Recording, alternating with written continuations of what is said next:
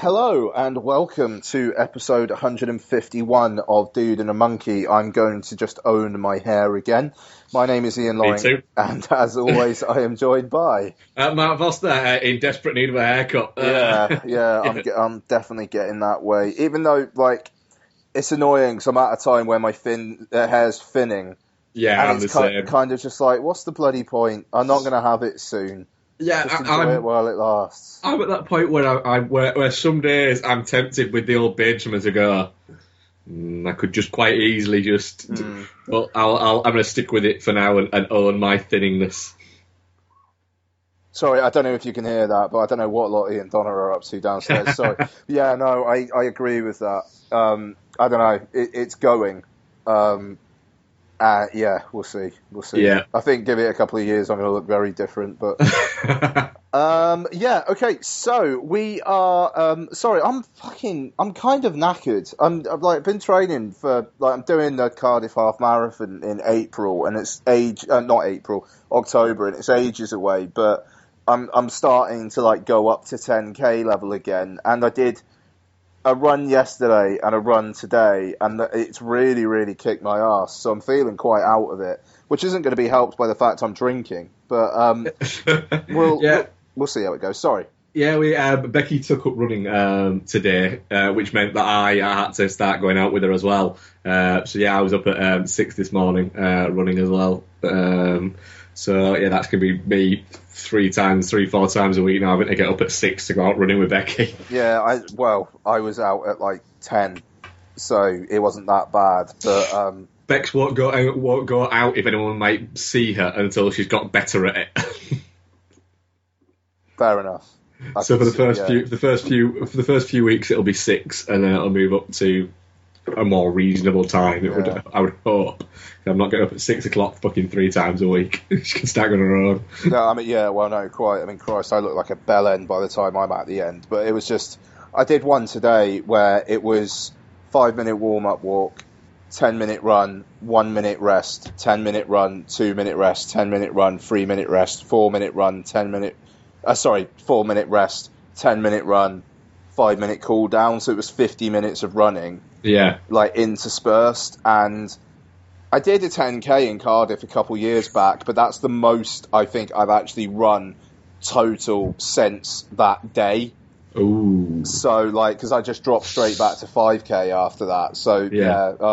But the app I'm using is pretty good. It seems to be building up my stamina quite nicely. But it just 2 in 2 days was rough. Yeah, left you a bit weepy and weary. Yeah, no, quite. But God, works an interesting time at the moment because I'm training new people and it's quite intense. So, but yeah. So anyway, enough about me. How are you doing, Mark? Yeah, not too bad. I've had an insanely busy week, coupled with the fact that I was pretty ill. Which, being ill, it isn't too bad unless you own your own business, because you can't ring in sick, because you'll be ringing yourself going, yeah, I can't get into work today. Well, you're going to have to do, because no fucker else is going to come in if you don't come in. Oh, fucking hell, all right, I'll come in. So I had to do, and the worst thing was, we had a really packed week. So I did 5 days worth of fittings in 3 days whilst feeling like I had plague. And they were really mucky fittings as well. Mucky? Yeah. One of them was in a house that got damaged by the floods, and we were putting a flue liner down, and the chimney hadn't been swept for 100 odd years, and so your standard kind of sandbag size bag, we keep them for putting rubble and stuff in. We filled 3 of those with just the soot and stuff that came down the chimney breast when we were putting the flue liner down. And if you imagine, it was only the flue liner's that. If you imagine the flue liner, and this people who are getting the video of this, the flue liner is about 8 inches wide, and the actual flue was just over 9 inches wide. So you had to, essentially, I had to pull it down on a rope from the bottom as the other guy was feeding it in from the top, going down. So I had to gently pull it down as it was going. So if you just yank it, he'll it'll end up wobbling and falling off a roof. So I'm pulling it down as all of this soot is just and these bricks are just falling all over me, and I'm going. And then after it, I sneezed into my hand, and it was just black. Oh Christ! It was horrible. Yeah. So I had two of those. I had one exactly the next day. Thought it was going to be right clean as it came down. It did exactly the same. So yeah. So it's been an interesting week, but kind of fun. Nice. So on this week's show, and I hope you feel better anyway. I do, thank you much, yeah. On this week's show, we are going to be reviewing the latest in a line of hyped-up horror. It's Dave Eggers' Sundance sensation from last year, The Witch. So that's taken ages to come out over here. Or it might have been South by Southwest, one of the two, probably. But yeah. I don't know. But yeah, so The Witch. We'll also talk about some what we watched and some trailers and some general stuff. So, yeah, dudeandamonkey@gmail.com, at Ian Loring, at DudeFoz, at dudeandamonkey, and Mark, trailers. Trailers, yeah. We'll get to the big one at the end, I would assume. Sure. So, a hologram for the king, Tom Hanks drama, where he goes to Saudi Arabia to pitch a hologram conferencing software to the Saudi king or something. And it does look like one of those horrible kind of fish out of water dramas where he falls in love with a local woman, but their cultural differences, or what is it?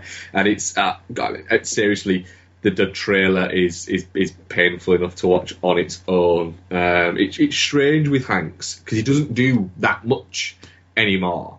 And you kind of think, he doesn't do that much anymore, but then occasionally he crops up in a Bridge of Spies, for instance.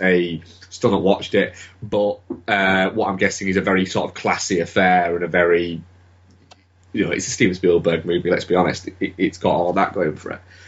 But then he crops up in this weird kind of little film, which might be fantastic, don't get me wrong, it might just be a bad trailer, but yeah, it does look a little bit, really, and I've done that a fair few times.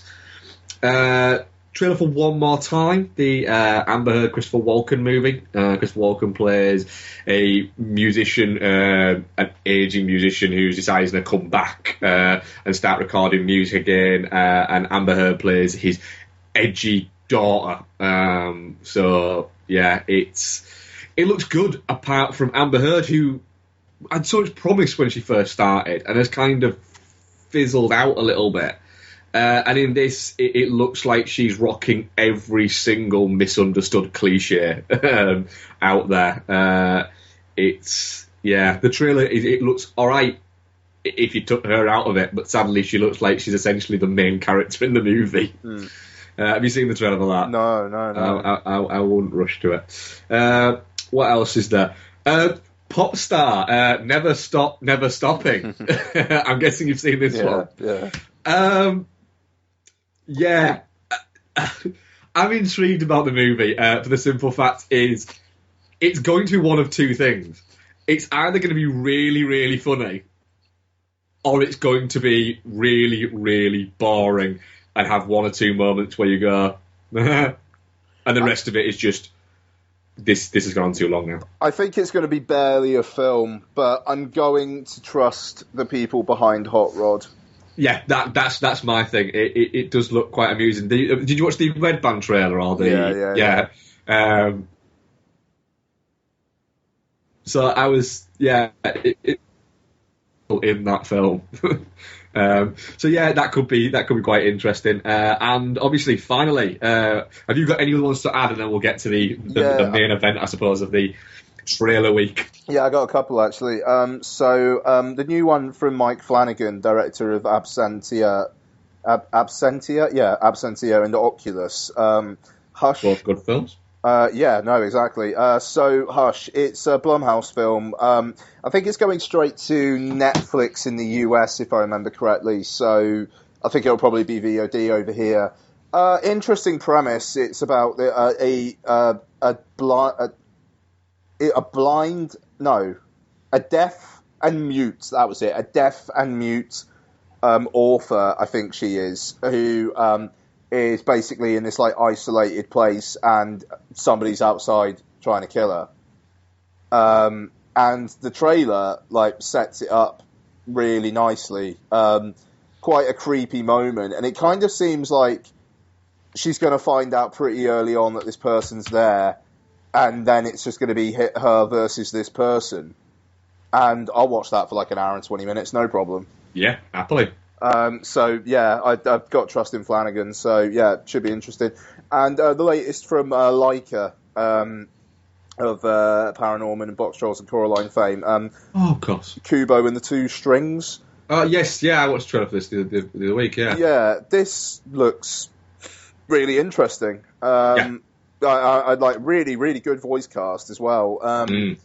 I'll watch a kid team up with a monkey, and that like the kid's got this 2-stringed instrument that seems to be able to conjure things into life. I'll watch that shit all day long. Yeah, looks absolutely. Good. Yeah, so I think I wasn't massive on Coraline, but I really liked Paranorman and straight up loved the Box Trolls. So I've still seen the Box Trolls actually, the thing is, I really liked Coraline on first watch, and on second watch, I decided, you know what, I don't need to see it again. And I really liked Paranorman the couple of times I've watched it. So I don't know why I haven't got out of the Box Troll actually. I think I'll have to get around to that at some point very soon. Terrific fun is the Box Troll. So yeah, no, I'm very much looking forward to Kubo and the Two Strings. If Lots was a few years older, I would take her to see that, but I think it's maybe a bit too early. Yeah. But okay, the big one. The big one, Captain America Civil War, the second trailer for it. Yeah. I'm up for Captain America Civil War, which they should just drop the Captain America and just call it fucking Civil War and stop pretending it's a Cap film. It's essentially, it's, and we've said it before, we're sorry about Avengers 2, here, have a great movie. And I'm very much up for it. This trailer gives an awful lot, or seemingly gives an awful lot away. It very much sets the stall of the film. Absolutely. There's unequivocally no kind of not understanding that this is them against each other and these are the two sides, etc.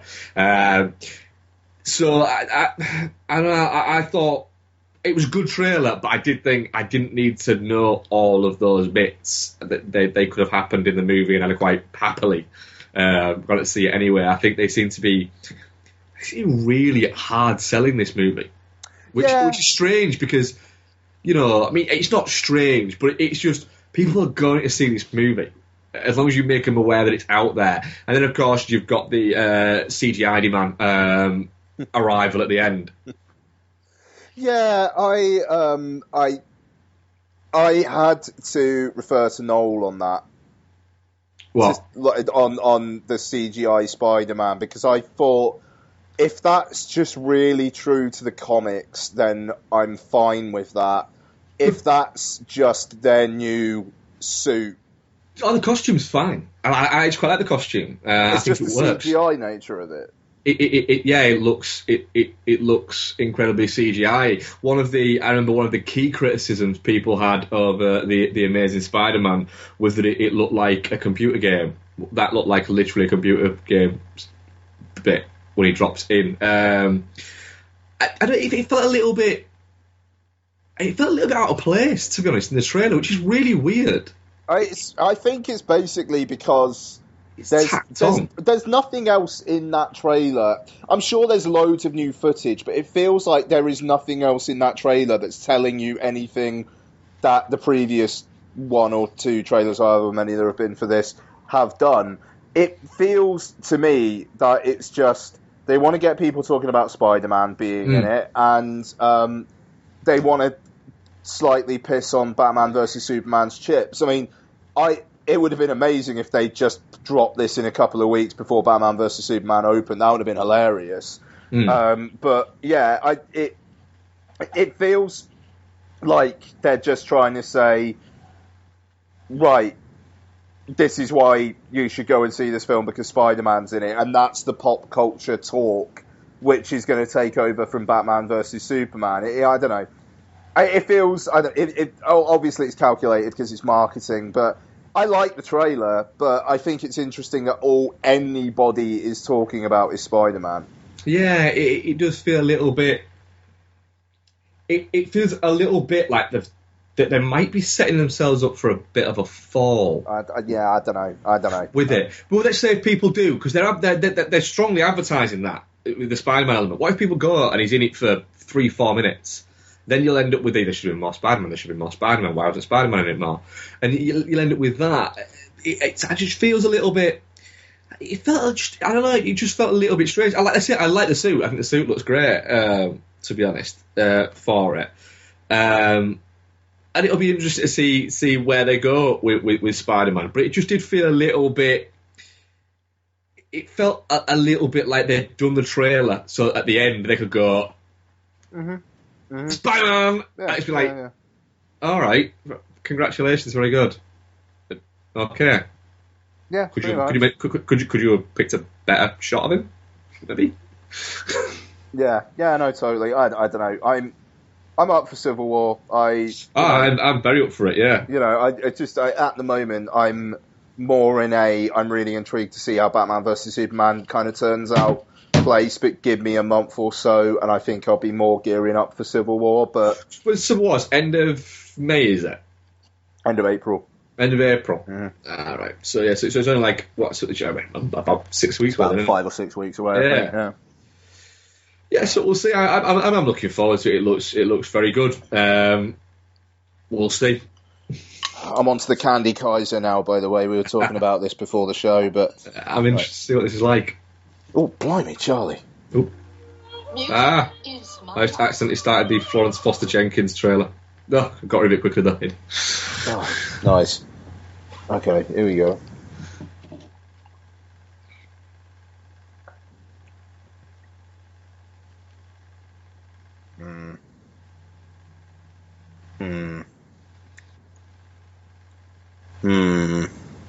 Oh. The smell's quite off-putting. Is it? What's it smell like? It does smell like toffee. Mm. I'm leaving this in, by the way. I don't blame you. I'm actually kind of glad I only got a couple of those. Is it not fantastic? I'm not massive on that. I'm glad I kept the Elvis juice for the end. Yeah, alright. Hang on. Oh my god, like seriously, like it's immediately off-putting, that smell. Does the taste represent the smell? Or smell represent the taste, sorry? It tastes better than it smells. But is it really toffee? Yeah, the aftertaste is pretty rank, actually. Oh, that's one of my main bugbears with ales, if you get a bad aftertaste. It's like up in my nose as well. All right, well, I'm going to drink it, but yeah, I'm glad I've only got a couple of these. Anyway, oh man, I'm glad I didn't order 9 of these. I accidentally ordered, for those who aren't Mark, accidentally ordered 9 bottles of Brewdog Santa Paws, which I've not been a massive fan of, but compared to this, I'd drink that all day long. I had a bit of a selection all over the place, and yeah, the hardcore IPA is good. The Jackhammer is lovely. The Elvis juice is top notch. The Vagabond Pale Ale I was just drinking then was nice, but I'm not super into this Candy Kaiser at all. I can see why it's a seasonal one. They wouldn't want to put that in. Yeah. Fucking seriously, right? I'm gonna stop sniffing it now. Right, so review the Witch. So this is written and directed by Robert Eggers. I think I might have said Dave Eggers at the start, for which I apologise. But yeah, it stars. That's weird, that because you know the King and the hologram for the King. Yeah, that's written by Dave Eggers. Oh, really? Yeah, so it's quite strange that you said that. Oh, okay. Well, shit. Okay. Yeah, no, I just looked on the IMDb page, but yeah, Robert Eggers. So it stars Anya Taylor-Joy, Ralph Ineson, and Kate Dickie. Essentially, the story is Ralph Ineson is the head of this family who, I think it's basically he's way more hardcore religiously than the rest of the town, and he gets kind of ostracized for it. That's what it would seem. Yeah. And basically, they go out to the middle of nowhere, him and his family.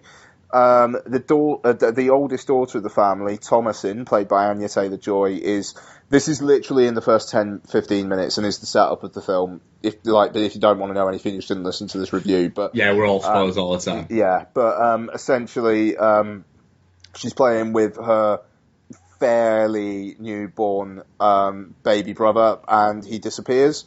It is shown that a witch in the woods has the baby brother, and then things start to go to shit for the family, and eventually Thomasin is kind of the prime suspect, is the one causing all the misery. Mark, what do you think of The Witch? Some pleasant imagery aside and a decent end 5 minutes, I thought it was, to coin an Ianism, I thought it was absolute bobbins. Some decent imagery, a great central performance, I must add. What's she called again? Did you say? Anya Taylor-Joy. I thought she was very good. The rest of it was verging on amateur dramatics at some points. Wow, if I'd have been watching it at home, I'd have turned it off. If I hadn't been covering it for the podcast, I'd have walked out. It was, yeah, I didn't get on with it at all. At all. which is quite worrying because you really liked it, didn't you? I fucking loved it. And the thing was, I wasn't looking forward to it, and I knew nothing about it at all, other than the title. And the fact that it was the horror film everyone was talking about. I knew nothing about it. And then I wasn't looking forward to it for that reason, for the fact that it was the, It's So Hot Right Now horror film. And then you mentioned it was really quite good and you really enjoyed it. And I was really pumped to wait into it. And then I was like, okay.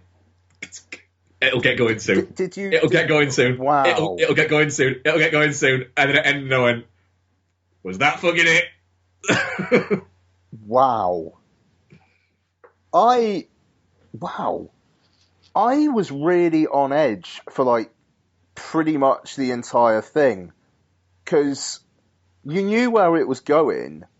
Yeah. And it was just, how the fuck is it going to get there? And don't do that. And I mean, right. The scene with the brother, convulsing and having his religious fervour and then dying. Amateur dramatics. My God, man. What, really? The kid doing his, oh, Jesus, I'm here. Take me into your bosom. Was honestly, I was having a whole back laughter. But I kind of thought that was the, almost the possession in him, at mocking everyone around him. So it was almost actually supposed to be. That's genuinely how I read it. If that's how you read it, then fair enough. I read it as that was the kid had hit the fucking pearly gates and died, essentially. And I honestly, that was. I mean, the thing is, that is the thing about horrors. If it grips you and it gets you, it puts you in a completely different place. Mm-hmm. Whereas if it doesn't grip you and it doesn't get you, you're almost quite simply looking at two different movies almost. It's the It Follows thing. It is, because totally is that. Yeah, it is totally that. And that is the thing with horror and comedy, because you'll often hear people say it's like I watched a different movie. I do sort of reading some reviews of that. I do sort of think, I must have been watching a different movie, and it's not. It's just that it didn't have me in that space. It had you in that space, and that's how horror kind of gets into people. Yeah. Okay. I 100% I take that. I thought the performances were all pretty cracking. I mean, the girl.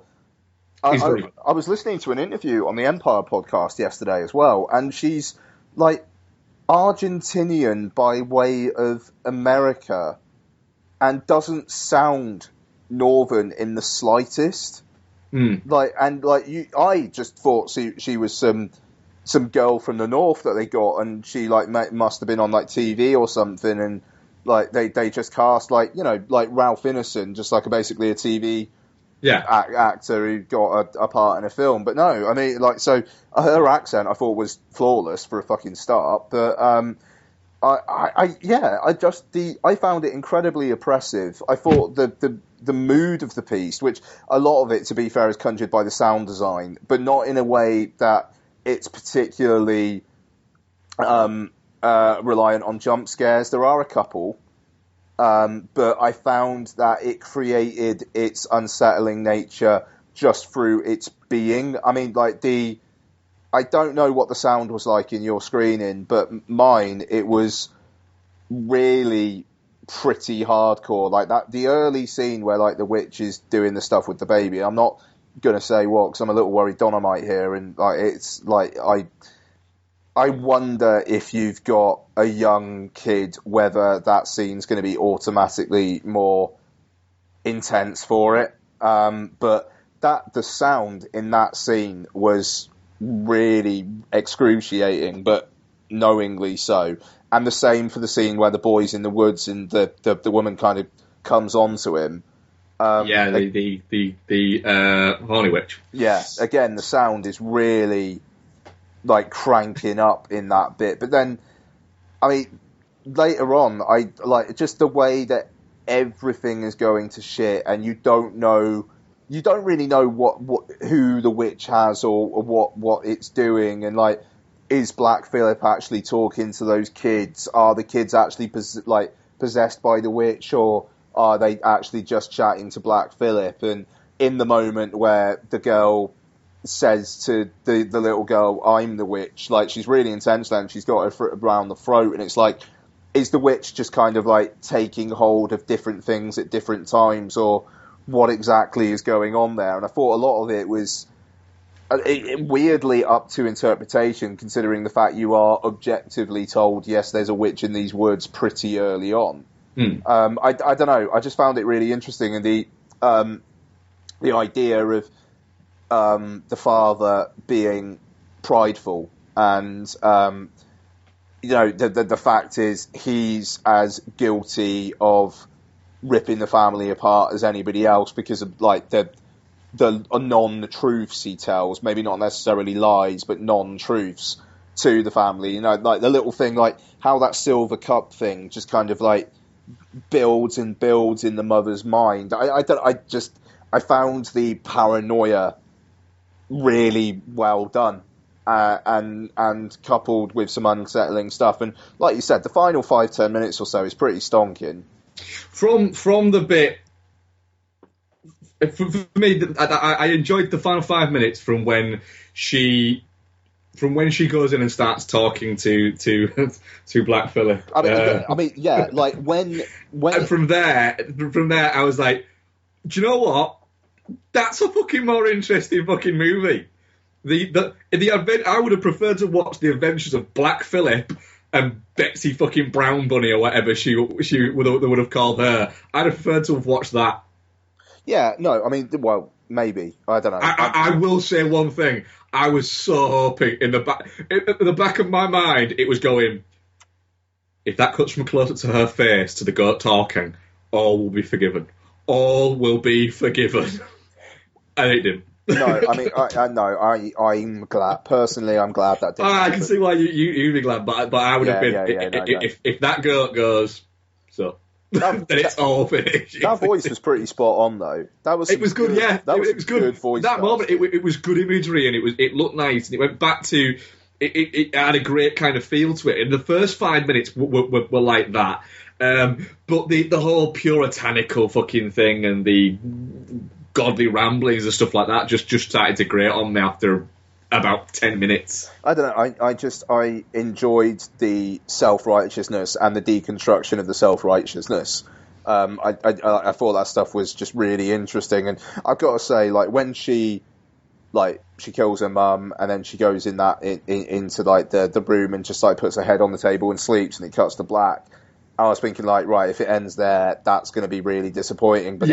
But then when she woke up and it was dark, I was really, really, really unsettled.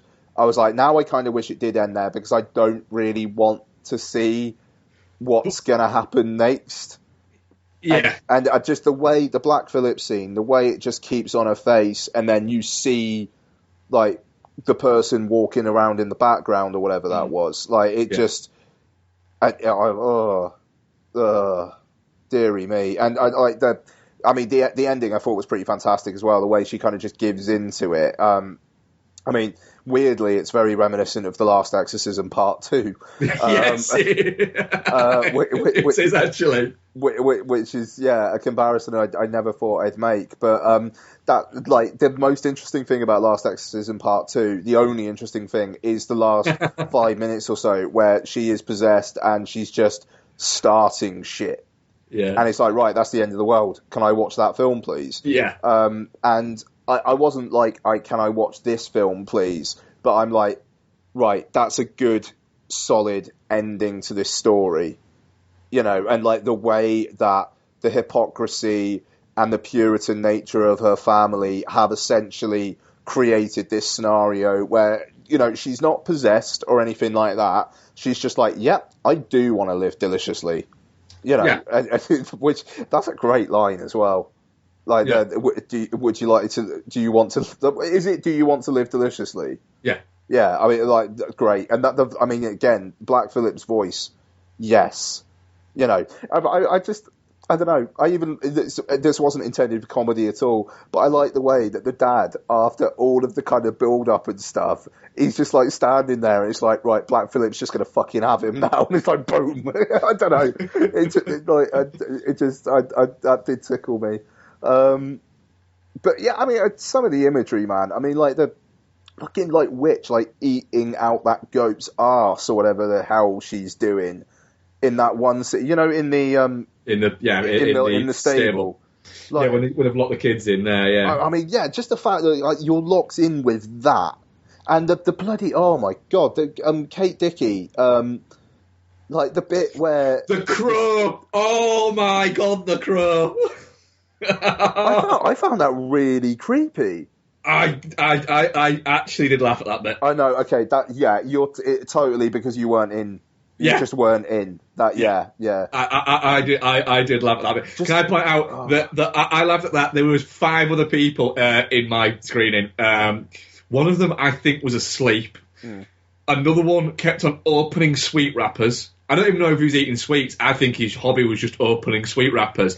And another guy, I swear, I have seen some things in a cinema. I have never seen what this guy was doing, right? He had the largest box of popcorn you can get at View, which is pretty fucking large, right? Yeah. He'd eaten essentially the top third, right? And how do you eat popcorn? You go down through the box. What do you mean? How do I eat it? I said the box in one hand, in your lap, and then you put your hand in, don't you? And then you get a bit of popcorn out and you put it in your mouth, don't you? I don't know. That's how I would say pretty much the entire. How else? Because I've never seen this. He literally would just kept on lifting the popcorn tub up and pouring it into his mouth. Okay, yeah, no, I wouldn't do that. Doing that constantly. Yeah, that's pretty off-putting. It was. If I'd have been strongly at the movie, I would have gone up to him and taken it off him. But yeah, he kept on doing that. Can you imagine what 2/3 of a bucket of popcorn pouring every fucking 2 minutes does to a person? Yeah, fair enough. Yeah. No, I mean, that and when she just wakes up and she gets out of bed and then the son and the baby are there. I don't really want to see this. I don't want to know where this is going. It's all a bit much for me. Seriously, I haven't. I'm genuinely glad that it really got you and it got to you. Not in in that kind of, you know what I mean? You know what I mean? Yeah. No, I mean, I'm sad that it didn't you. I just very, very, very weirded out by the whole thing. That's great. It's great that it kind of it got you. Like I say, it just for some reason it never got me. In the first 5 minutes, it kind of did. To be honest, I was well on board, and then it just it just unravelled for me so kind of quickly. And once it did, I was I think when a film loses you, it's got to do something really special to get you back. Yeah, for sure. No, absolutely, man. I would very much expect to see it on my top 10 at the end of the year. Really? Yeah. Wow. I think it's the best new horror film I've seen in a good few years. Cool. I genuinely am glad that you really enjoyed it. Yeah, like I'm sorry you didn't, but it's no problem. I felt very oppressed by the whole thing. I would like to watch it again to appreciate the craft, but I feel very uneasy about watching it again. And there you go. I will never watch it again. No, fair enough.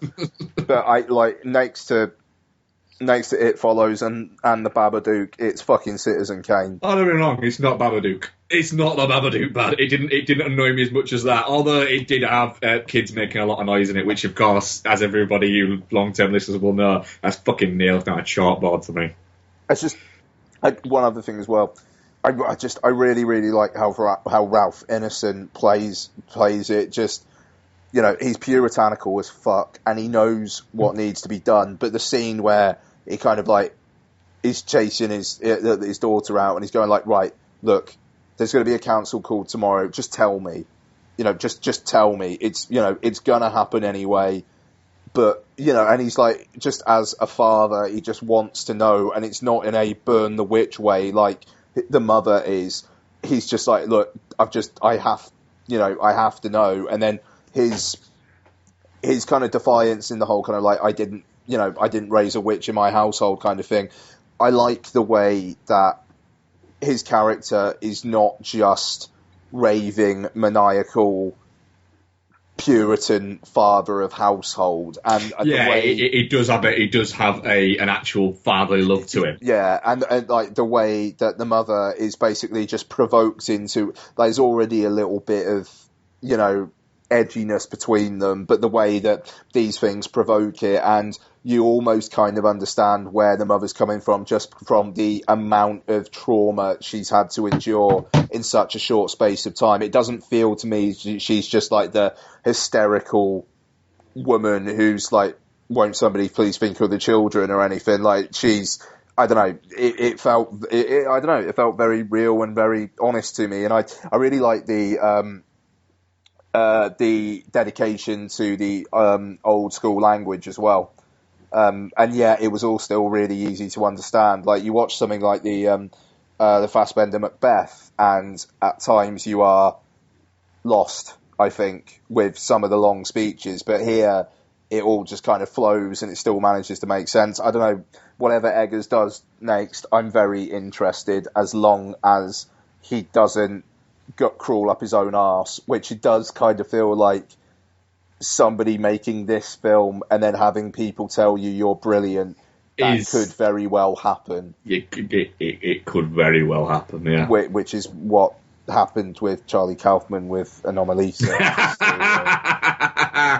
Yeah, I've got to say, I listened to the Kermode podcast today, and him and Simon Mayo were just like, yeah, it looks great.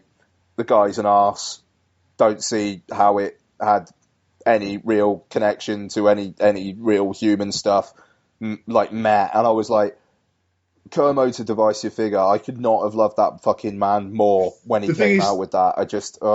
The thing is, I really like Kermode. I find him a fascinating person to listen to talk about film. But I struggle with the Kermode podcast because I really do struggle with just how arrogant Simon Mayo is. Yeah, I mean, it's the thing is, that show is built upon years and years and years and years of shared experience and in jokes, and it's probably impenetrable for someone to go into it at this point. I listened from pretty much the beginning. I was listening on the radio before it even became a podcast. I've listened to it for a number of years and only stopped listening about sort of 18 months ago, just because I got to the point of where Simon Mayo was just grating on my brain so much. It's one of those where I might just go back to it. Because it might not. I might go back to it and go, do you know what? I fucking missed out on 18 months of good. What is it? Because he pissed me off for like 2 or 3 episodes, maybe. I don't know. But I was actually quite curious to see what he would say about Analysia, because it seems like sort of one where it might run up the wrong way. I don't know. It was an interesting review because they had Kaufman and the co-director. Something Duke, I think his name is, on last week, and they were really, really, really frosty.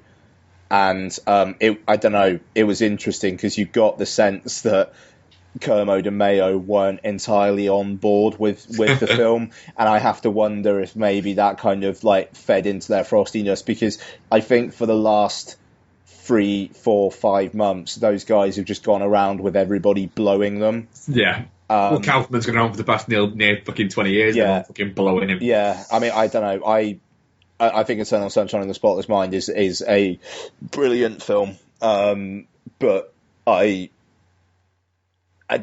don't know. I just Synecdoche, New York. I was thinking of rewatching that, but watching Anomalisa has just made me think, no, I don't need to rewatch Synecdoche, New York. I just don't really particularly need to see anything directed by Charlie Kaufman ever again. And I don't know. I know I mention Anomalisa a lot, but it's just because it came out in the UK this week. And I think 5 stars in The Guardian, 5 stars in Empire. It's one of the most human films you'll ever watch. No, it's not. It's about a dickhead who wants to get laid on a dirty fucking weekend because he doesn't appreciate what he's got at home, and everybody else talks the same and has the same voice, but there's this one person who has a unique voice, and after I fuck them, then they have the same voice as everybody else again. Oh, woe is me. I'd no, why? You need to watch Anomalisa. I'm gonna watch it. Actually, I'm gonna watch it to see where I stand on it, because my tin ear for Poncy bollocks, it would suggest it might really fucking rub me up the wrong way. The thing is, the opening 20 minutes or so, I actually thought was pretty funny. The animation is... I also don't like stop animation. The animation is undeniably interesting. They are doing some interesting stuff with it, and it does actually feed into the story of the film, but it's so unlikable that I don't care. And why... The thing is, you don't have to like a protagonist to enjoy a film. You know, you don't have to identify. But this person's not interesting. The Wolf of Wall Street, Belfort, or whatever his name is, he's a genuinely interesting person. He's not likable in the fucking slightest, but he's interesting. The guy, bloke in Anomalisa, why do I care about you? Oh, do you know what? I don't.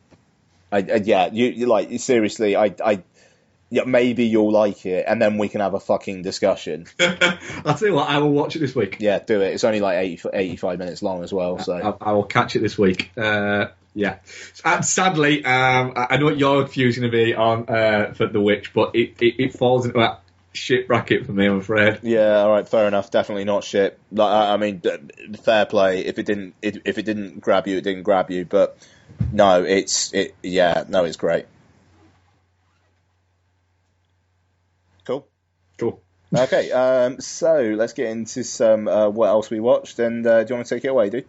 I will. I've not got a lot because I say I've had a really busy week. I've not been very well.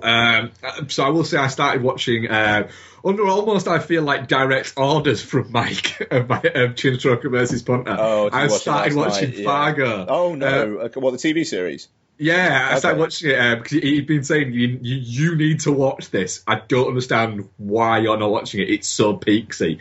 So I did start watching it. Instantly, I did actually. I watched the first 2 episodes when it was first on, and kind of liked it, but then didn't follow up on it.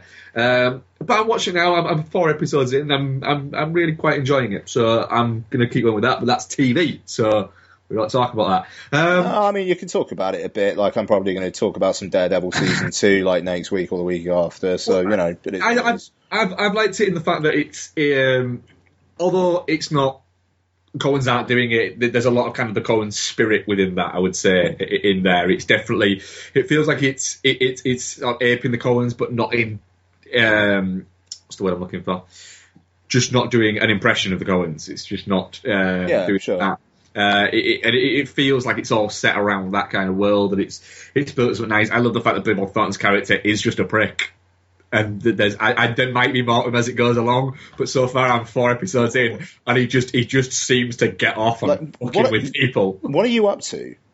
I'm up to he's just been arrested by Colin Hanks that episode, and he's in the car saying, "In a couple of hours, you're going to say you're making a big mistake."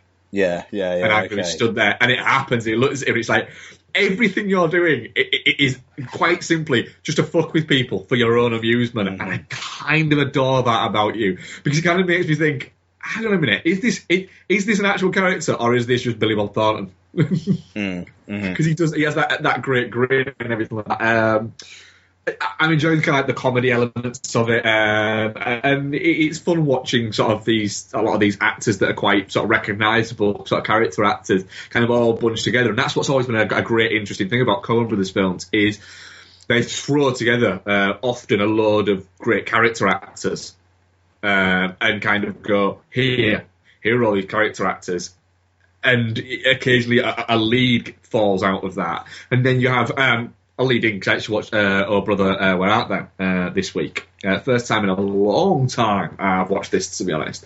And it's always been a Coens that I've liked, but never really loved as such. So I rewatched it, and it's a strange one for them, because it was ridiculously successful before they were ridiculously successful. And it was George Clooney before he became megastar George Clooney, before the Ocean's movies elevated him, to the level that he's at now.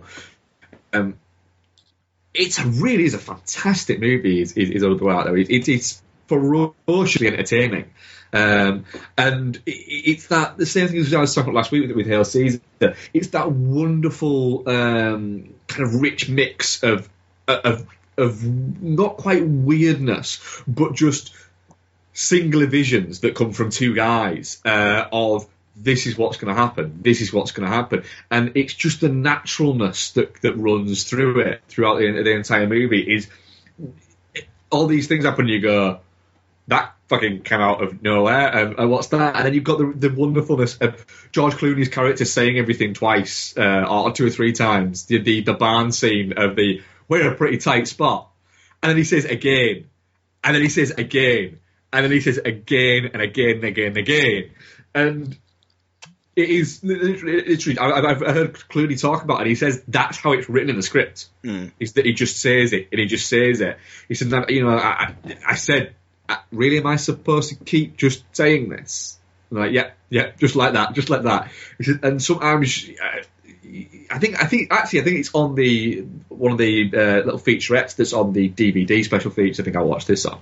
And he said that the Coens have this thing where they'll be laughing, and nobody else filming it will be laughing, but they'll be laughing, and then when it goes on screen and you see it on screen, you go, okay, now I get the joke. And Clooney said it is amazing the fact that when they're filming it, they don't see just what's being filmed. They're seeing the film that they're about to edit together and put together. And they see it like that rather than the way that it's shot and everything like that. So it's really interesting. It's just the music's fantastic in it. The performances are great. I know what's happening in a couple of weeks' time with 10 Cloverfield Lane is we're going to get a slew of people going, oh my God, how amazing is John Goodman? And then there's going to be a small little pocket of people going, yes, fucking welcome to the party. There's been a group of us saying this for like fucking 20 years, how amazing John Goodman is. It's nice, isn't it? I saw the other day, somebody put out one of those pictures on Facebook, and it was a selection, like a collage of different actors' heads, and it said, still to not win an Oscar, Elvis Juice. It's lovely, isn't it? Oh, I love this. I'll tell you what, the Candy Kaiser actually... Did it get better? Yeah, but, the fucking smell that comes out of this. Oh, my God. It's lovely, isn't it? Sorry.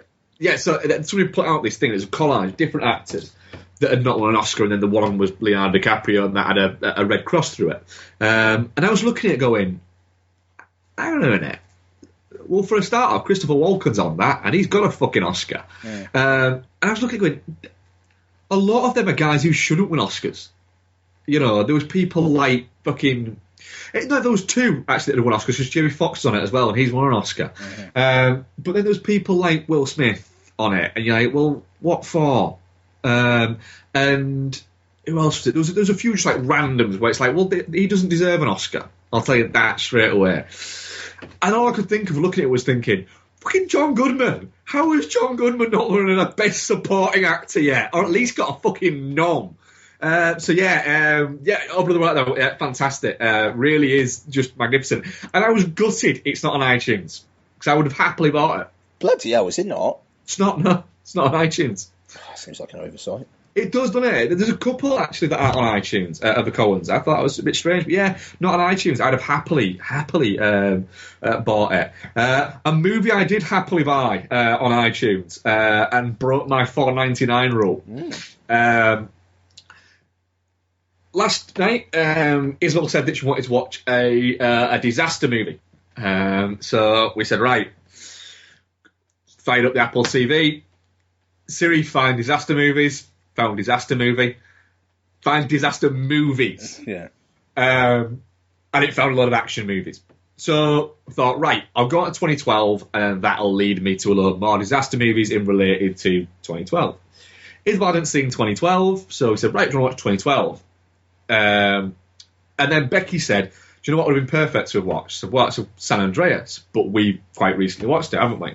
Mm-hmm. And Isabel said, well, I've not seen San Andreas. Like, well, what do you want to watch? Do you want to watch 2012, or do you want to watch San Andreas? No, you want to watch San Andreas. And so she said, I want to watch San Andreas, which I was quite glad about, because it was already like 8:30 at night, and 2012 is like 3 hours long, isn't it? Yeah, just shy of 3 hours long. So she said San Andreas, and I thought, do you know what? For $9.99, Becky loves San Andreas. I really like San Andreas. I'm going to watch it now. I'll watch it again before I watch San Andreas in the cinema. San Andreas 2 in the cinema. I'll probably watch it again when San Andreas 2 comes out on demand again. So I'm going to get at least 3 or 4 watches. I think if you can justify at least 2 watches, then you're all right. $9.99 I think is fine. And I also thought, you know what? There's some iTunes extras on there as well. Mm-hmm. Yes. I'd happily watch a making of, what is it? Yeah. Of San Andreas. I'd happily watch. If it was like 2 hours long, I wouldn't, but it's 45 minutes, I think it is. I'll watch that. So I watched San Andreas again. It's the third time I've watched it in a year now. I love that you've seen that 3 times. No one else has seen San Andreas 3 times. No one else has. Good for you. And you know what? I still really like it. Still really enjoyed it. It zips along at a wonderful pace. Dwayne The Rock Johnson, you can spend that much time with Dwayne The Rock Johnson and Alexander Daddario quite easily. It's now making me go, I am really looking forward to the Baywatch movie, because it's got Dwayne The Rock Johnson in it, Alexander Daddario, and Zac Efron. Mm-hmm. And have you seen the stills of Zac Efron from it? Yeah. Fuck me, that guy. Literally, he lives in a gym.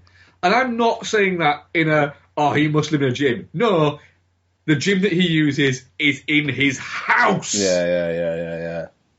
It is incredible how fucking ripped that guy has got for that movie. It's scary. And what's even scarier is I'm looking forward to a fucking Baywatch movie. It's going to be like that thing. It's going to be fun. Yeah, it is. And it's going to get the tone right. It's going to. Yeah. I'm sure once trailers and stuff arrive for that, we can gush over that. Yeah, and then I watched Big Trouble in Little China again, just because I wasn't feeling very well and I needed cheering up. Yeah, it's great. It's Big Trouble in Little China. You know, I think I watched that actually before last week, because I think I mentioned it briefly on last week's show. Yeah, I think you did. Yeah. Yeah. And I actually noticed that there's quite a lot of really decent features that I've not watched yet on the Arrow Blu-ray of that. So I'm going to crack open a few of those this week and sort of watch some of the new interviews and stuff like that with Carpenter and Dean Cundy, the cinematographer, not the cunt who used to play for Chelsea. And so from there, so that's it for me. Yours is going to be more interesting because you've actually watched some interesting films this week, haven't you? Yeah, man. So I'll start with Kung Fu Panda 3. So I watched the whole of Kung Fu Panda 3, but I torrented part of it. But you did pay for it, didn't you? Now, this is my thing, right? So, I was planning on taking Lottie to the cinema for the first time today, and I was going to take her to like a kids' AM showing of something. And I got home, and I just bought Kung Fu Panda 1 and 2 on iTunes because it was $9.98 for the two, so $4.99 each. That's fine. And Donna was like, Lottie, do you want to go see the pandas on big TV? She was like, yeah, now? We go now? I was like, well, shit. Yeah? Yeah, sure, I'll see what time it's on. We go now. All right, fine. It was 2:15. I only just got back from the Witch. Looked at my phone. There was a showing at the local cinema at 2:30. I was like, what do you think, Don? She was like, well, I could do with an hour and a half without her about, so I can get on with some stuff. It was like, okay, cool. Give it a go. 16 quid for the two of us, and a few quid for some chocolate. She got about 45 minutes. Well, she got about 40 minutes in. Then she wanted to wash her hands because she had chocolate all over them. So took her out to the toilets, took her back in, and then we go home now. See mummy. All right, are you sure? Yeah. Okay, well, that's fine. 40 minutes, good on you. Get outside, and she goes, watch Panda now? It's like, what, do you want to go back in now? Yeah. Okay, so we're going to go back in, we're not going to see mummy. Yeah. All right, fine. Walk in, 30 seconds later, go home now. Right, okay, we're going home now. And that was it. So, yes, I torrented Kung Fu Panda 3. I also paid including confectionery, nearly £20 to see it in the cinema, and saw the first 45 minutes. And does that cover the people who seeded off you, as is the new criticism? Yes, I barely ever have a torrent application on anymore, and the file's already been deleted. So if anybody did seed from it, fine. I'm sorry, I suppose, but I paid £20 to see the fucking thing. Yeah. So no. So yeah, Lottie was enjoying it. I was surprised she lasted that long. To be fair, I just wanted to get her out of the house. And yeah, she was enjoying it, and I think she's gonna like the Kung Fu Panda films in the future. It's amazing. She's like 2, and it's incredible how she probably doesn't really understand much of what's actually going on, but she gets the tone. So during the course of it, like, people get trapped in these green things, and she was going, "Oh no!" whenever that happened, and so she knew it was interesting seeing her process this stuff. But yeah, so Kung Fu Panda 3, she was actually really good for the first 40 minutes until she wanted to wash her hands. She was fine, so I properly watched it. She was just sat on my lap. It was great. So yeah, the story is. What is it? Poe is going to start training the others. Poe, the panda voiced by Jack Black, he's going to start training the others. And what is the story? I'm trying to think now. His dad kind of comes to town. His dad had a call from the universe to find his son. And his dad, voiced by Bryan Cranston, finds him. At the same time, a ancient warrior, voiced by J.K. Simmons, has broken out of the spirit world and is basically trying to capture Chi so that he can essentially take over the spirit world and the mortal world. Yeah. So there's quite a lot actually going on in the film. It's weird. I think the Kung Fu Panda trilogy is really, really underrated. It's because it's called Kung Fu Panda and it's Jack Black as a fat panda. And I kind of think people don't really take it on its own merits. This is bloody brilliant to look at. it has its CG bits, but then it does like flashback bits with 2D animation and kind of like stark backgrounds and there's a lot of where like films like just like narrow in on eyes and it's like black bars just focusing in on eyes and stuff like that, and it does really interesting things with the frame, and it looks really really really nice. And the sentiment of it is essentially it's be true to yourself, which is one that a lot of like kids films do, but it's also don't try and be someone else. Be the best you that you can be. Find the thing that you do really well and you love doing and concentrate on that. Which I think is quite a cool little moral. And so, like, the battle at the end, a load of the pandas get involved, a load of other characters get involved, and their own individual talents kind of combine to essentially beat the bad guy. Spoiler alert. But it also does feel like the end. It says the end at the end, and it is like, right, yeah, it actually probably is. Kung Fu Panda 2 didn't perform as well as they thought it was going to.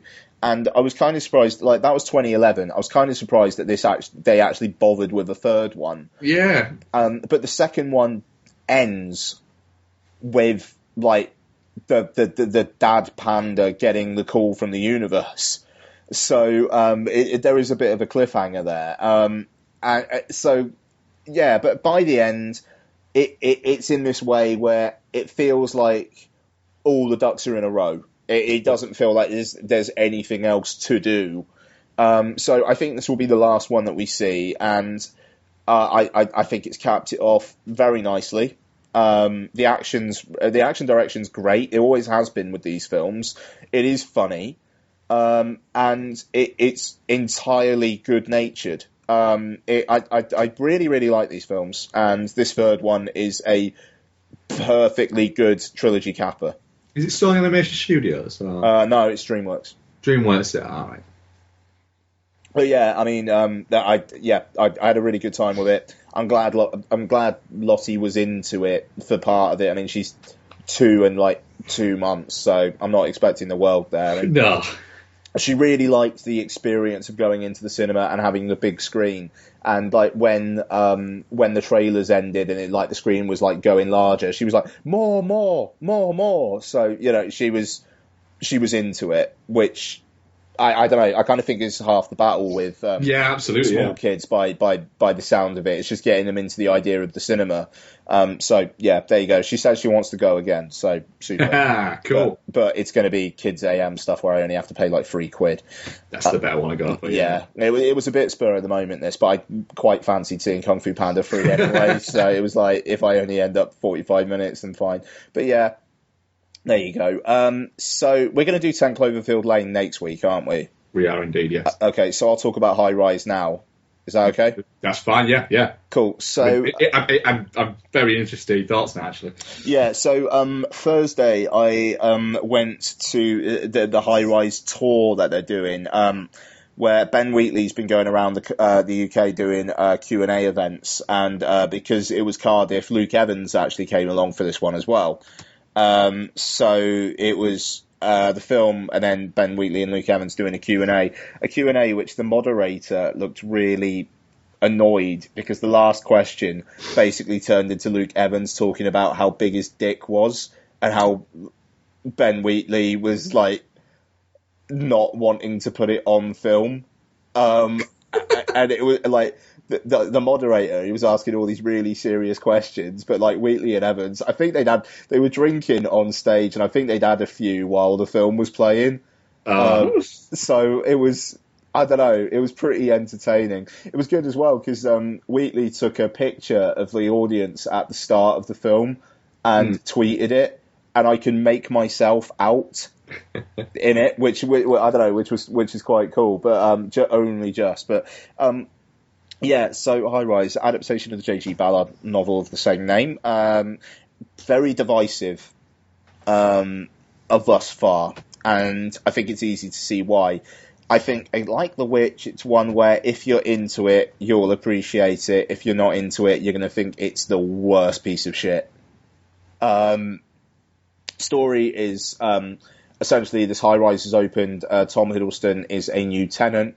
He is on like the kind of the mid floor, and it's essentially a metaphor for social structure. And basically the power and the amenities in the lower levels start getting cut off because the higher levels are taking them, and things devolve from there. Tom Hiddleston's kind of caught in the middle, where he feels out of place in both like the lower and the upper levels, so he's like trying to do his own thing. And Sienna Miller plays a character who can move from the like upper and lower levels with relative ease. She basically uses her sexuality. And it's essentially the world going to shit in this high rise. So you've got... The thing that's interesting about it is it's Wheatley's biggest budget by a distance. And it looks really nice. The cinematography by Laurie Rose is spot on.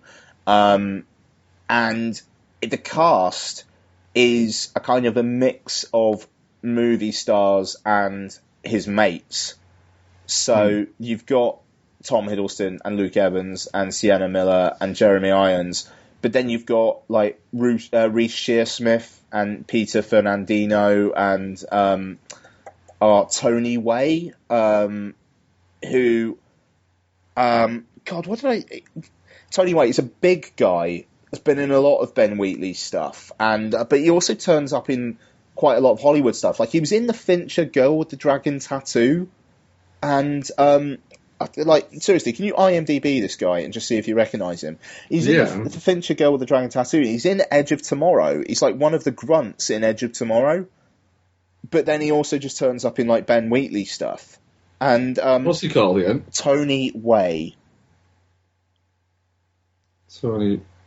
Oh, I know what you mean, yeah. Yeah, in Fincher Girl with the Dragon Tattoo, he plays the... I can't remember his name. The techie guy. Yeah, the techie guy in that. Yeah. He has turned up in quite a lot. There's what else has he been in? Yeah, he crops up every now and again. Like I say, he's in Edge Tomorrow. What am I thinking of that I saw him in recently? Plague is called in the Girl with the Dragon Tattoo. That's him. Carry on and I'll find out what it was that I saw him in recently. So yeah, I don't know. It feels like it's slightly struggling to form its identity. It's kind of schizophrenic in that way, because you've got Reece Shearsmith. He was in Black Books. That was it. Oh, there you go. Yeah, he's in a couple of episodes of Black Books. No, he is. Yeah. So you got like Reece Shearsmith, like slightly gurning and like just basically being Reece Shearsmith.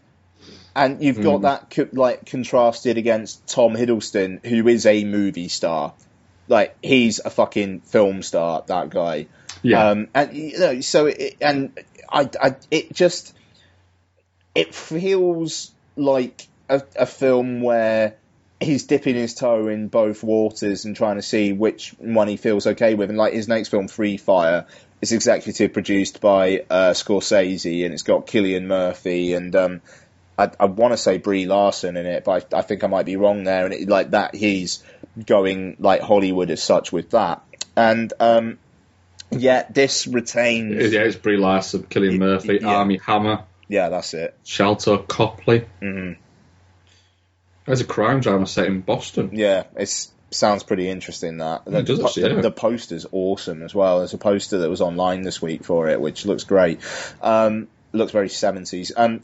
So yeah, it's the film very much is kind of like it feels like it's struggling for identity, but that almost feels like it's part of the point. I haven't read the Ballard book, but by all accounts, it feels like it's pretty in tone a pretty good adaptation, where the first half is quite interesting and quirky and darkly comic, and the second half is ramshackle and all over the fucking place. Well, I heard, I've not seen it. I might even do a bill it this week. To be honest, I heard that it's one of the film's issues. Somebody said to me that saw it said one of the film's issues is it's a little bit too faithful to the book.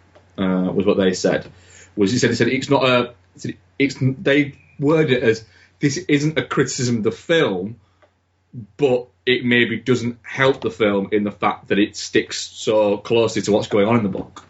Yeah, I mean, I don't know. I mean, it's obviously stuff that's really hard to adapt. But it's basically stuff goes to shit about halfway through, and then it's just kind of living in that as it gets worse, but not as much worse as there's a pretty sudden turn where stuff turns to shit. And then it kind of just stays there for the second half. Yeah. And it's not, the second half isn't as interesting.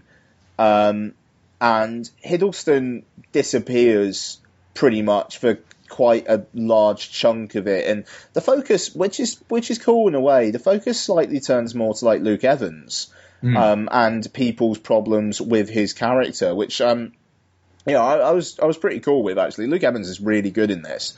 And Tom Hiddleston's kind of slightly more a passive observer, I suppose. But so the second half, I think, works as well as it does, actually because of Luke Evans as much as anything else.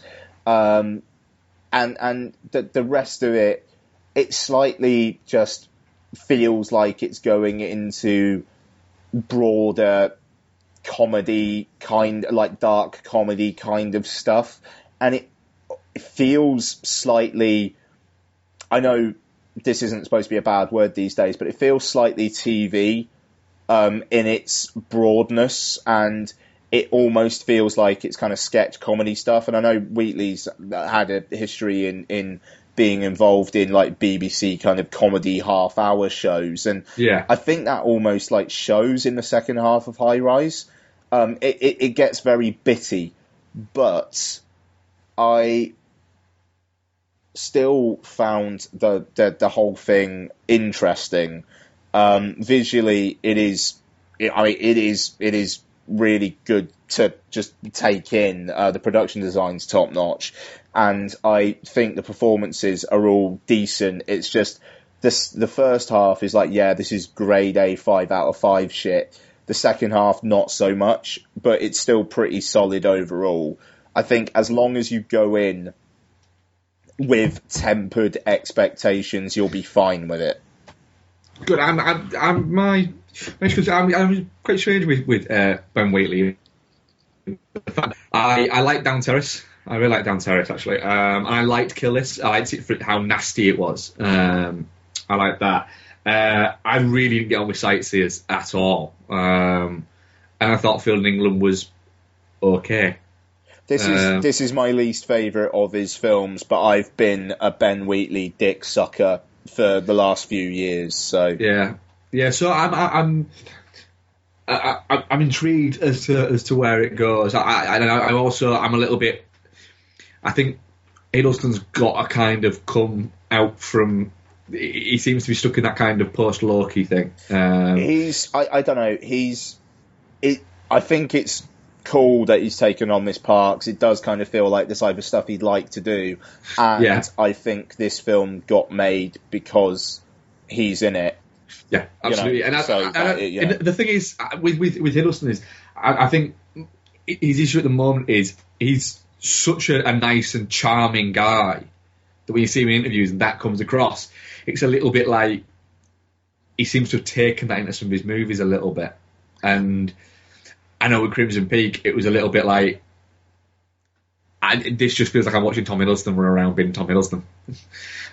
So it looks pretty interesting, the fact that he doesn't look like he's just playing a slightly different version of Tom Hiddleston in this. It looks very interesting, actually. And Luke Evans is a great actor. Yeah, Luke Evans is kind of MVP here, I think, to be fair. I think Hiddleston's good, but Evans is the kind of the driving force of it. I think emotionally, if maybe not supposedly in narrative, but yeah, do double bill it. I'd be intrigued to see what you think. And two guys there who are kind of hotly tipped and have kind of actually thrown their name in the hat a little bit for the possibility of taking over from Craig as Bond. Yeah, do you know what? I'd be fine with either of them. I think Hiddleston can deal with the physicality, and I think Evans could as well. No, totally. But the thing is, I think Hiddleston's obviously got the charisma. It's whether he could deal with the physicality, and I think Evans has got the physicality, whether he could deal with the charisma. But I think both could. I'd be happy with either one of them. I'd be honest, given the way Daniel Craig's been since Spectre came out, I'd be more interested in just seeing them take it on now than seeing Craig just do another fucking one, because he's got to do another fucking one. Like it does seem like he's gone. Do you know what? I'm done. Yeah, I've done 4. I'm done. I don't have the energy for another one. Yeah, it doesn't feel like he's got the wherewithal for it. And I'll be honest, if Spectre was just a bit of a one-off, then I'm fine with that. And hey, shit, they gave his character a happy ending as such. So yeah, great. So let's just do another new set of Bond stuff. Yeah, and and it kind of it pumps a little, reinvigorates it a little bit, because I think Spectre, although I really liked it, I think as on a whole, it's I won't quite say it's mixed response, but it wasn't as well received as Skyfall. No. The whole. So yes, it could be quite interesting. I'd be happy with either of those two as well, to be honest. Yeah, no, absolutely, man, absolutely. And to be fair, Sony will probably want another one out by October next year. So if they are going to recast him, he's probably going to have to be done pretty quickly now. But it's got to be somebody who can slip in that role very quick. Which either of them could do. Do you know what? Luke Evans as Bond would be great. He was charismatic as fuck in this Q&A, man. Oh, I bet he was, yeah. I bet he was. Like, seriously, like, he was really, really, really good. And he's got a good head on his shoulders as well, by the seams of it. I was really impressed by him. Can I throw out one thing that it wouldn't bother me? But he's gay, isn't he, Luke Evans? Yeah, I believe so, yeah. Yeah. Do you think that, be honest, do you think that had cast against him for casting directors to look at casting him as Bond? Being perfect, because I do. Not for me. I'd like to stress that, because when I saw that, I thought, ooh, do you know what? That I like that. He works quite well. He's got a very broodingness to him, but it did make me think that could be something where people sat on a table with a list of people when they're going pros and cons of it, going pros. He's a good-looking guy. He's charismatic. The thing is, he's not American. He looks like he could pile drive the fuck out of a woman. Does, doesn't he? That's the thing. That is it. Whereas Tom Hiddleston, I don't see that, the rawness of it. I don't see that. Like, Hiddleston is suave as all shit, but is Bond actually... Is Bond really that suave? And like, Roger Moore maybe aside. But I could see him taking it back to that suave thing, because they've had the brawler element of Bond with Craig, and he's done it very, very well. I could see them wanting to take it back down that kind of dusting themselves off and always looking fantastic kind of Bond. I could see him looking at that and looking at somebody like Hiddleston or Dan Stevens or somebody like that.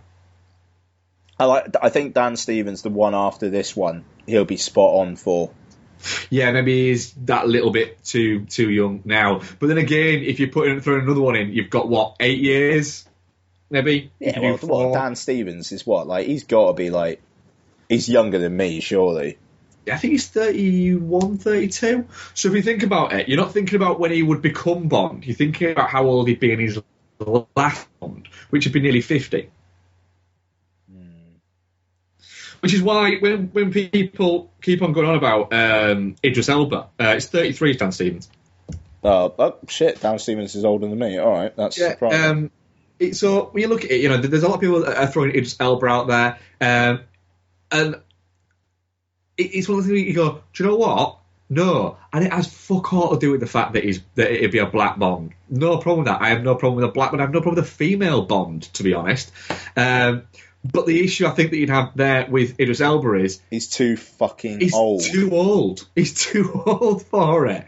He's not too old now, but in 2 movies or 3 movies time, he's too old. That's one of Craig's argument. Is I'm too old now for this shit. Yes, I can still do the physical thing in 18 months' time. I'll still be able to do that.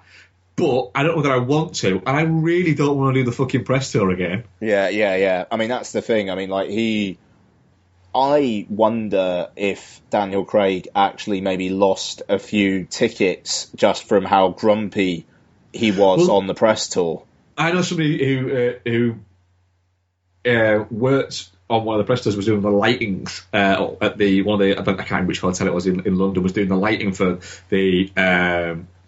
the room that Craig was in, and he said that he said he was really chatty with everybody, and just sort of like chatting and offering to help do stuff and everything like that, and he said he was a really, really just nice guy. He said he was chatting away about football to a few of the lighting guys. He said, and then it was the minute he had to become movie star Daniel Craig and sat down, he said he said you could see him physically just tense up, and he said it was like looking at a completely different person. So it's not like putting on an act, it's just like he just doesn't want to do that shit.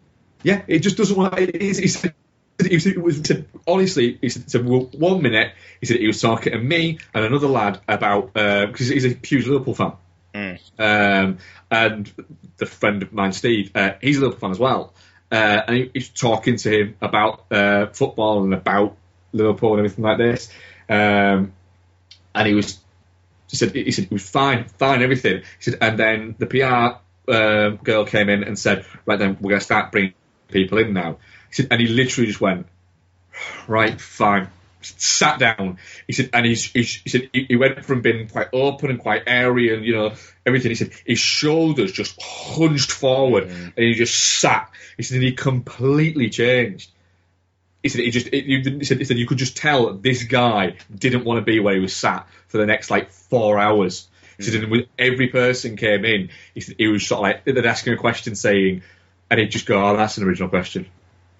Oh. That is the 30th time I've heard that question in the past 2 months, and it's just, he said that it was just a different person. He said then when it all went off and he took his thing out, he said he's back to just talking and just chatting and just being nice. He said it was fucking weird.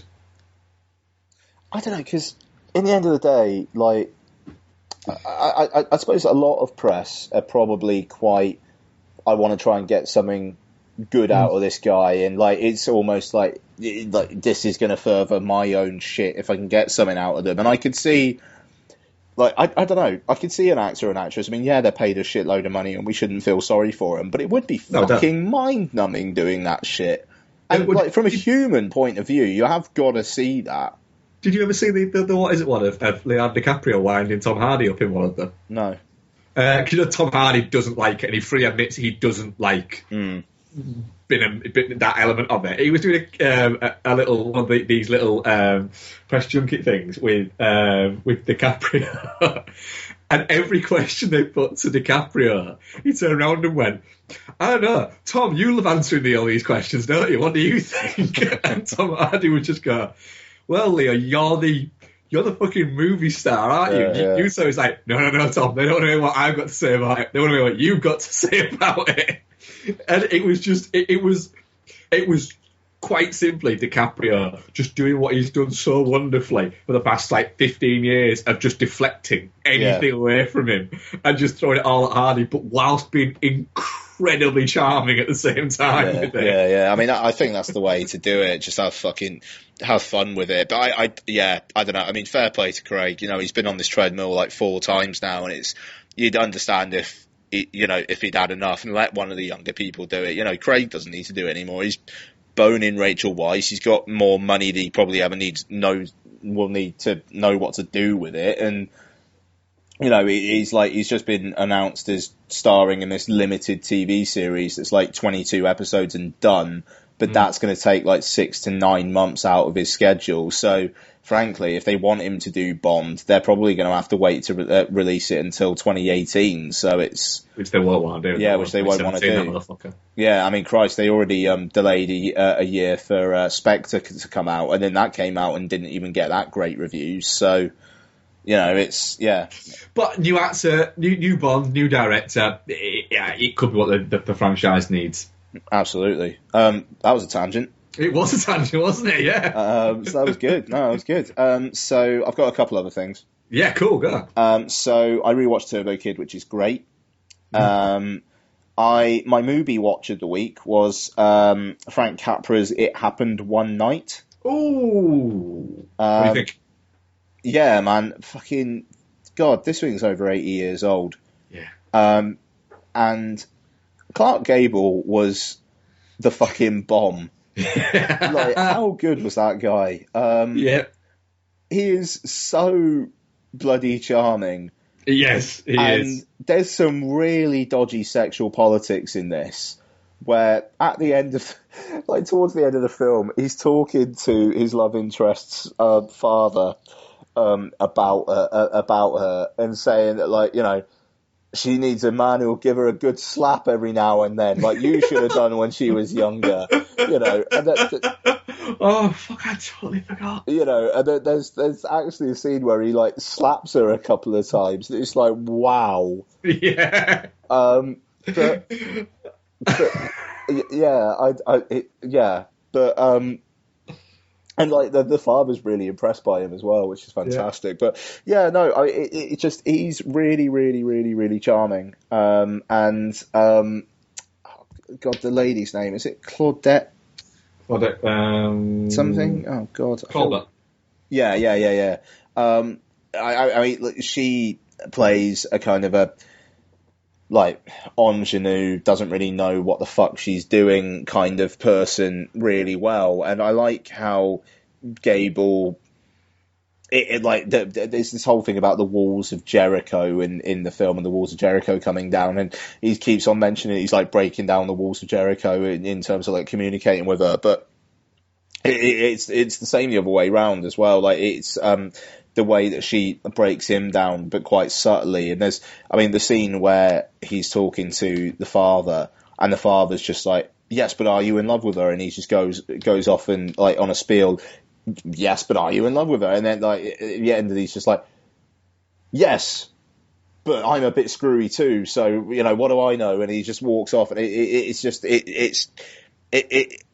the way that his character is really, really, really sure of himself, but also acknowledges when, you know, there's something he's not quite comfortable with saying, but if somebody calls him on it, he'll just say yes. I don't know, it was really well done. But like some of the side characters in this thing as well, like there's this guy Shapley who tries to extort Clark Gable, and how that turns out is really, really well played. It's just, it feels like Capra just wanted to give like all the players something to do. Like every single speaking character in this film is memorable for some reason, and I think that speaks a great deal for Capra. And yeah, I just, you know, this was not long after silent films were kind of ceasing to be a thing, you know, and you've got this really, really talky thing with like musical numbers and stuff, and there's like great repartee between the two, and yeah, it's just a really nice, easy watch. I believe it's one of the Criterion Blu-rays for the UK in the first wave. I think it is, yeah. And yeah, I mean, it looked really good in HD on Mubi. So if you are going to delve into Criterion Blu-ray, I think it would be a really good one to go with. I really enjoyed it. Cool.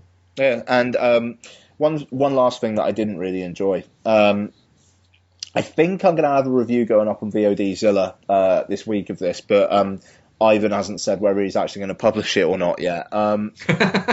So this is in the second wave of Fright Fest Presents films, which come out tomorrow as we're recording this, so it'll be out now when you're watching or listening to this. How's this for a generic title? The Unfolding. Oh. What's that about then? What is it actually about? Is it about just a guy unfolding shit? No, well, it'd be more interesting. So, One of those things that you unfold, where you have to pick a number and then you have to pick a colour and then it decides. that would definitely be more interesting. Are you going to be balling that night?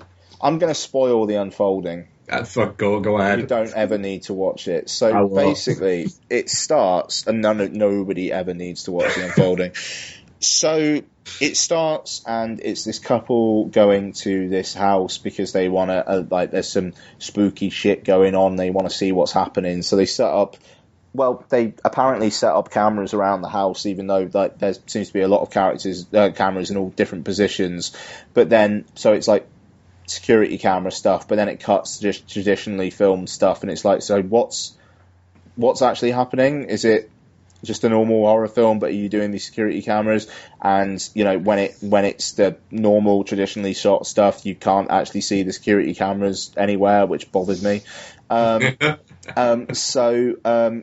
to this house, some weird shit's happening. But also, like, on the radio and on TV, there are these reports about the threat of nuclear war getting more so. So the house seems to start possessing the girl. A few other characters come into it, like the guy's mate who's like a techie, and some professor and a psychic come into it. But yeah, the house starts like possessing the girl. And even though the girl says like 3 or 4 times before that shit starts happening, look, I want to go now because creepy shit's happening, the guy's just like, no, just one more night. No, I want to go. Look, one more night. Oh, okay, one more night. No, just go. Like, go. And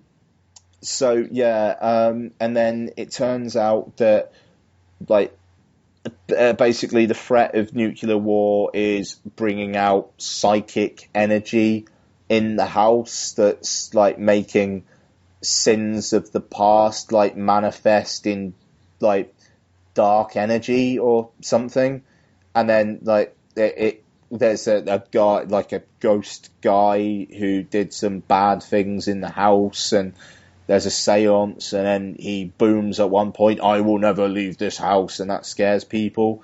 And there's lots of jump scare noises and really, really bad acting. And then everybody gets killed by a nuclear bomb at the end. Oh. You watch this film for like an hour 20, hour 25 minutes, and a couple of people die, and then they go like running out of the house and being chased by some presents, and then a mushroom cloud appears in the background, and then everybody just dies. And that's the end. Oh. First time director by any chance? Yeah, first time he's ever written or directed anything, apparently. It reminded me of that Eli Roth produced film Aftershock. Ooh, where that's terrible. Yeah, and like at the end of it, it's like this woman's been through a load of like traumatic stuff, and she ends up on a beach, and then a tsunami just comes up. It's coming, yeah. It's just like what's the point? Like, at least have the thing that offs them be... I suppose technically with Aftershock it was connected, but maybe connected to any of the other characters over the last hour and a half. This is just...